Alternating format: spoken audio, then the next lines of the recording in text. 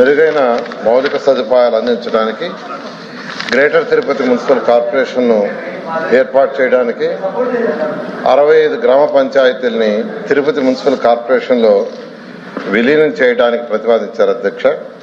మూడవ ప్రశ్నకు సమాధానం, ప్రస్తుత భౌగోళిక విస్తీర్ణం 30.174 చదరపు కిలోమీటర్లు. 2011 ప్రకారం జనాభా లెక్కల ప్రకారం అయితే 3,77,349 మంది జనాభా ఉంటారు అధ్యక్ష. అంచనా వేసిన జనాభా అయితే 4,52,004 అధ్యక్ష. తర్వాత వారు అడిగిన ఏదైతే గ్రామాలు విలీనం చేయడానికి తీసుకున్నామో దాన్ని యానెక్సర్లు ఇవ్వటం జరిగింది అధ్యక్ష. సుబ్రహ్మణ్యం గారు.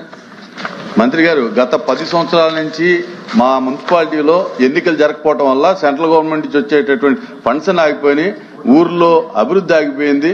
దయచేసి ఉండేటటువంటి టెక్నికల్ సబ్జెక్ట్స్ ఏమైనా కొంచెం పర్సనల్ గా తీసుకుని 10 సంవత్సరాల నుంచి జరగనటువంటి మున్సిపాలిటీలో కూడా ఎన్నికలు జరిపించమని చెప్పి మీ ద్వారా కోరుతా ఉన్నాను. ఈ మధ్య ఏజీ గారి దగ్గరికి 3 సార్లు వేయించాను అధ్యక్ష. లాస్ట్ వీక్ కూడా వేయించాము. మా ప్రిన్సిపల్ సెక్రటరీ గారు, సిడిఎంఏ గారు మాట్లాడొచ్చాము. వారు వర్కౌట్ చేస్తున్నారు. అంటే చుట్టుపక్కల గ్రామాలను కలిపే దాంట్లో కొంతమంది కోర్టుకు పోయి ఉన్నారు. కోర్టుకు పోవటం వల్ల టెక్నికల్ సబ్జెక్ట్ తాగింది. అవసరం అయితే ఆ గ్రామాలను విత్డ్రా చేసుకుని అయినా వెళ్ళాలి, లేదంటే దాన్ని కలుపుకున్నా ముందుకెళ్ళాలి. ఆ సభ్యులతో కూడా వర్కౌట్ చేస్తున్నారు అధ్యక్ష. వీలైన తొందరగా కంప్లీట్ చేస్తున్నారు.